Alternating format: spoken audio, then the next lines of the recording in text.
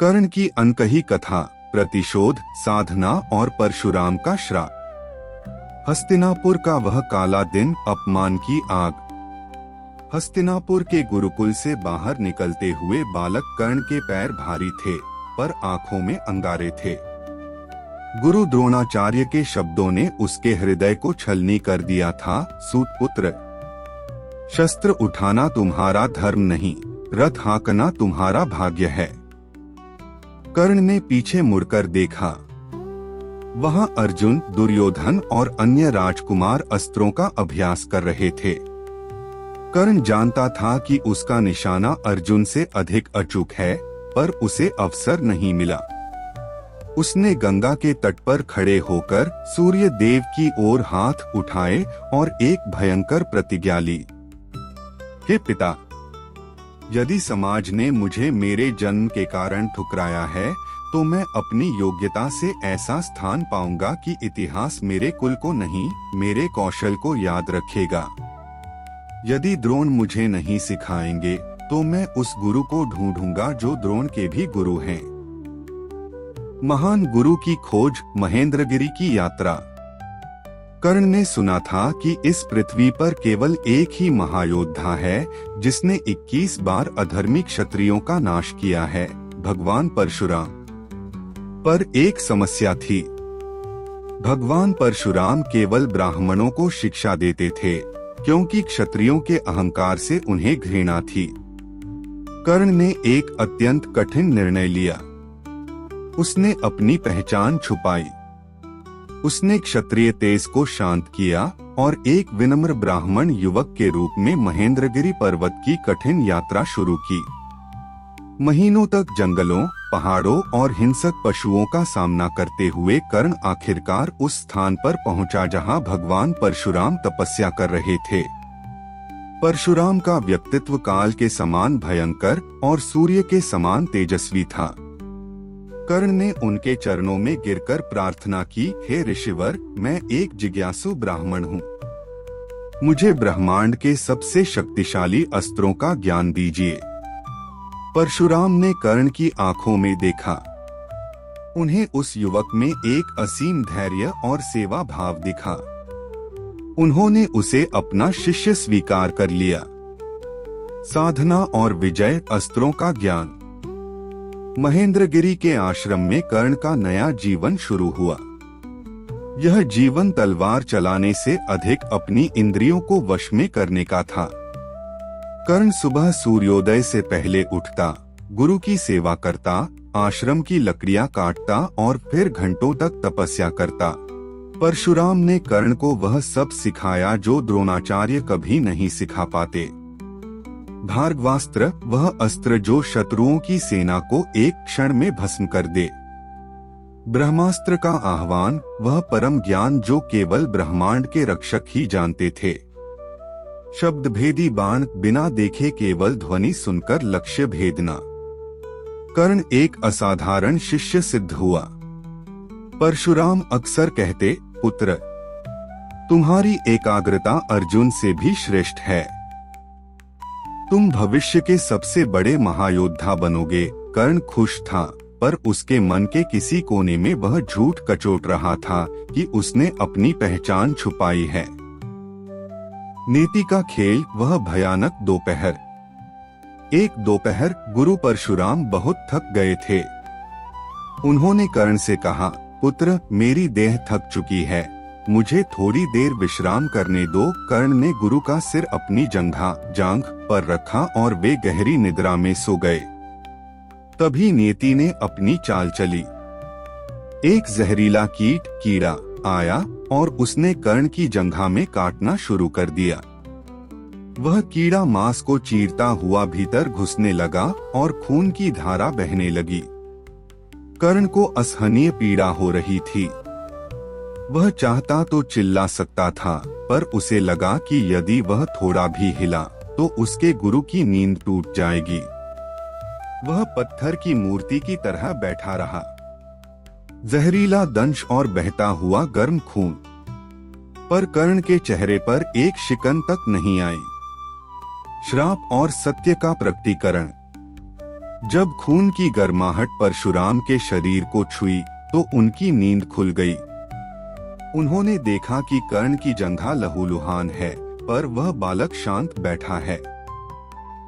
परशुराम की आंखें क्रोध से लाल हो गईं। उन्होंने चिल्लाकर कहा, उठो कर्ण, सत्य बताओ। इतनी असहनीय पीड़ा एक ब्राह्मण कभी नहीं सह सकता। केवल एक क्षत्रिय में ही इतना धैर्य और बल हो सकता है कि वह अंग भंग होने पर भी चुप रहे। तुमने अपने गुरु से छल किया है। कर्ण गुरु के चरणों में गिर गया और रोते हुए सत्य कह दिया। परशुराम का क्रोध 7वें आसमान पर था। उन्होंने अपने धनुष विजय को उठाया और गर्जना करते हुए कहा, कर्ण, तुमने ज्ञान पाने के लिए छल का सहारा लिया। अतः मेरा यह श्राप सुनो, जिस समय तुम्हें मेरी दी हुई शिक्षा और महास्त्रों की सबसे अधिक आवश्यकता होगी, उसी क्षण तुम उन्हें चलाने का मंत्र भूल जाओगे। तुम उस समय असहार हो जाओगे जब तुम्हारी मृत्यु तुम्हारे सामने खड़ी होगी। कर्ण के पैरों तले जमीन खिसक गई।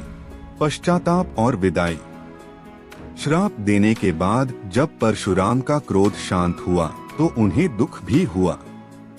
उन्होंने देखा कि कर्ण वास्तव में एक श्रेष्ठ इंसान है। उन्होंने अपना विजय धनुष कर्ण को उपहार में दिया और कहा, पुत्र, मेरा श्राप वापस नहीं हो सकता, पर तुम इतिहास के सबसे दानी और वीर योद्धा कहलाओगे।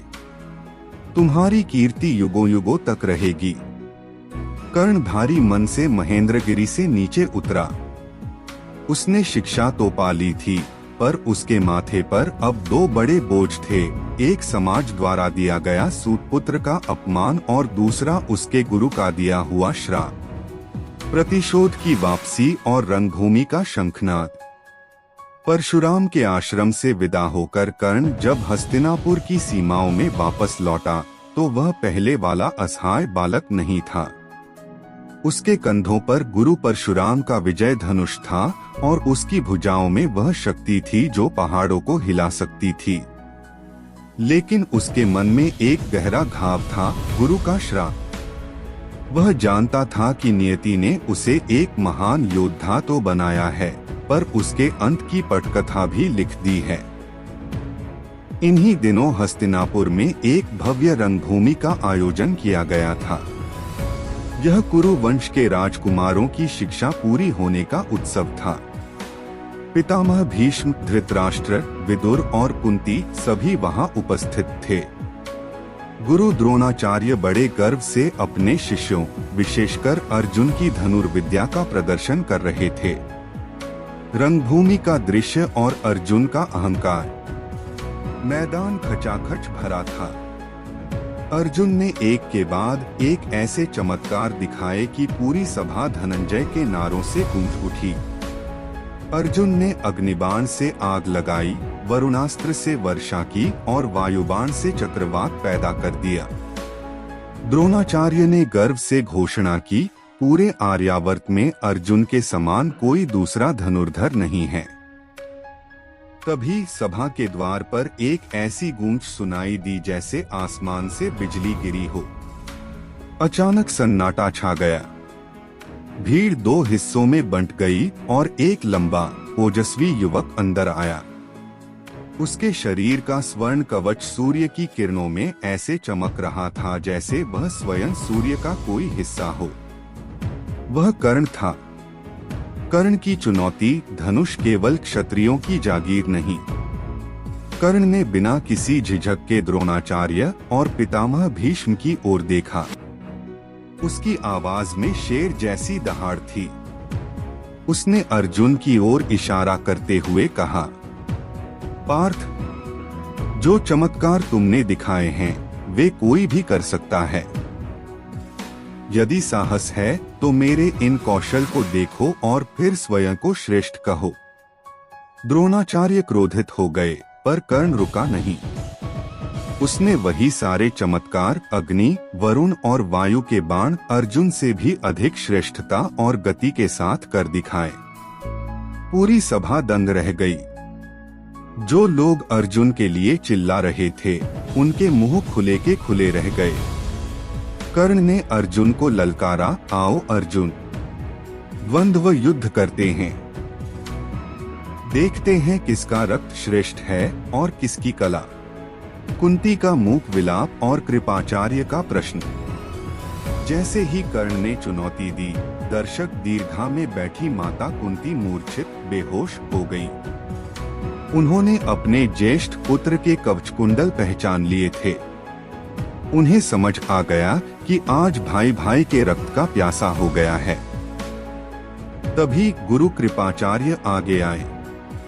उन्होंने नियम की आड़ ली और कर्ण को नीचा दिखाने की कोशिश की। उन्होंने पूछा, युवक, द्वंद्व युद्ध केवल बराबर वालों में होता है। अर्जुन कुरु वंश का राजकुमार है। तुम अपनी जाति और अपना वंश बताओ। तुम्हारा राज्य कहाँ है? क्योंकि एक साधारण व्यक्ति राजकुमार को चुनौती नहीं दे सकता। कर्ण का सिर अपमान से झुक गया। उसके पास कोई राज्य नहीं था, कोई ऊंचा कुल नहीं था। एक बार फिर उसकी योग्यता के आगे उसकी जाति खड़ी हो गई थी। सभा में लोग फुसफुसाने लगे, यह तो सारथी का पुत्र है, यह सूत पुत्र है। दुर्योधन का हाथ और मित्रता का उदय। उसी समय कौरवों में सबसे बड़े दुर्योधन ने अवसर को पहचान लिया। वह जानता था कि अर्जुन को हराने की शक्ति केवल इस युवक के पास है। दुर्योधन खड़ा हुआ और चिल्लाकर बोला, यदि राज्य ही वीरता की पहचान है तो मैं आज इसी क्षण इस वीर कर्ण को अंग देश का राजा घोषित करता हूँ। दुर्योधन ने वहीं रंगभूमि की मिट्टी से कर्ण का राज्याभिषेक कर दिया। कर्ण की आंखों में आंसू आ गए। जिस दुनिया ने उसे केवल दुत्कारा था, वहां पहली बार किसी ने उसे सम्मान दिया था। कर्ण ने गदगद होकर पूछा, मित्र दुर्योधन, इस उपकार के बदले में तुम्हें क्या दूं? दुर्योधन ने उत्तर दिया, बस अपनी मित्रता और अपनी भुजाओं का साथ। यहीं से उस अमर मित्रता की शुरुआत हुई जिसने महाभारत की दिशा बदल दी। कर्ण अब केवल एक सूत पुत्र नहीं था, वह अंगराज कर्ण था। निष्कर्ष, रंगभूमि का वह दिन खत्म हो गया, पर युद्ध की नींव रखी जा चुकी थी। कर्ण ने अपनी पहचान पा ली थी, पर उस पहचान की कीमत उसे अपने चरित्र की बलि देकर चुकानी थी, क्योंकि अब वह उस पक्ष का ऋणी था जो अधर्म की राह पर था। अगली गाथा में हम देखेंगे द्रौपदी का स्वयंवर और कर्ण का वह तिरस्कार जिसने प्रतिशोध की ज्वाला को भड़का दिया।